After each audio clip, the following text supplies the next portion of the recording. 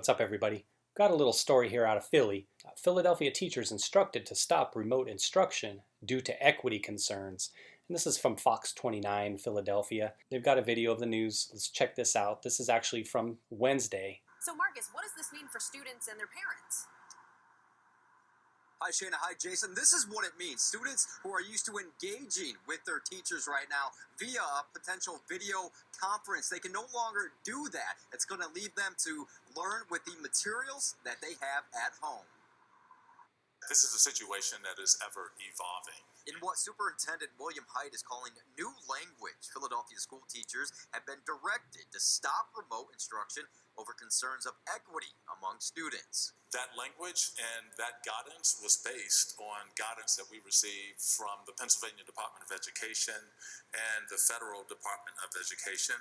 Dr. Haidt says Philadelphia school district teachers can still reach out to their students. The one thing that we are prohibited, however, is a requirement to log in, is a requirement to take attendance, and is a requirement to distribute grades. If that's not available to all children, we cannot make that available for some. The school district citing how some students may have to care for their siblings and might be unable to access online roll call, for example. Heather Prasad is a mother of 3 young kids, all spending time home right now, trying to get their learning in. She says she sees the equity in the schools as an issue, but questions if this is a proper solution. I mean, there's a huge equity problem, and I get that they would think this is something that's going to make the equity worse. Instead, she thinks it just takes away students from their teachers who access online learning regardless. 5th grade student Noor Masad says she just misses being in school, period, and learning without teachers is challenging. I think it's harder because usually the teachers tell us like explanations and they explain everything for us. But right now we just like have to do it by ourselves and like, yeah.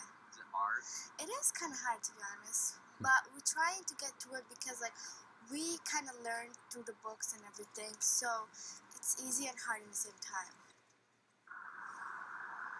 You know, that young girl you just heard from there, she wants to be a doctor when she grows up. Her learning on the way to that path is certainly being interrupted or at least affected right now. Jason, it seems every day with the education system, another curveball thrown at students. Yeah, but that young girl will never forget this time in her life. She'll be telling her grandkids about it one day, Marcus. Thank you very much. We'll see you at 6 o'clock. So there you saw the news clip, and in the article it just reiterates what was in the video. It's basically like a verbatim of the video. Philadelphia school teachers have been directed to stop remote instruction over concerns of equity among students. I'll spare you, I'm not going to reread the whole thing. You've heard the video. What I wanted to talk about was the obvious. We know how it goes. Whenever there's a situation where you have something where they're trying to do something positive in a situation, trying to make light out of a bad situation here, trying to set up some kind of remote learning for students, then there's always going to be somebody who complains. It doesn't matter. They're always going to find a way to stop it somehow. He's saying they're going on Pennsylvania state guidelines and the federal guidelines. I don't know if that's true. I'll take his word for it. But like I said, people always find a way to ruin something. So basically what he's saying was if it's a disadvantage to one, then you can't have it, which I get. I get the whole thing where no logins, you can't require attendance or grades. Yeah, I mean, I get that whole thing. But the reality always is we can't always help everybody in every situation. We'll certainly try our best because that's just how we do it here in America.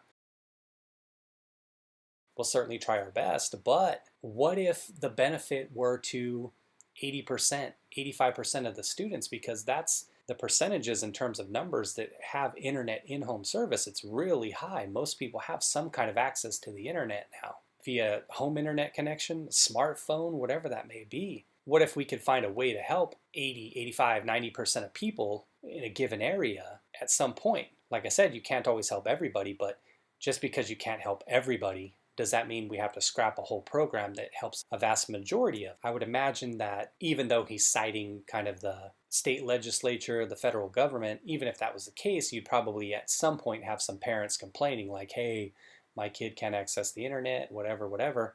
The main thing I think about is that girl at the end, right? She's just a kid, right? She's just in 5th grade. She's sitting there. She wants access to teachers. She wants the ability to be able to learn stuff and not have to self-teach those are the people you're hurting. There's far more individuals that can be helped by ensuring that things like this are happening. Yeah, as I said, you're not going to help everybody. We can't. You just can't do it in every situation. There's always going to be one person in any crowd who can't get helped by something. What I always want to see is just putting something in place that helps as many people as possible. As long as we're trying our best to get it out there for everybody and help as many people as possible, then it's something that's a positive. The individuals that aren't getting helped, hey, we got to find some other way to help them out as well if we can. Again, just a short little story. I wanted to show you that video just so you can see kind of how, even when people are trying to do stuff that's positive for kids education-wise, that there's always going to be some kind of complaint that comes out of it or some kind of monkey wrench that gets thrown into it to where everybody has to suffer, I guess, in a way,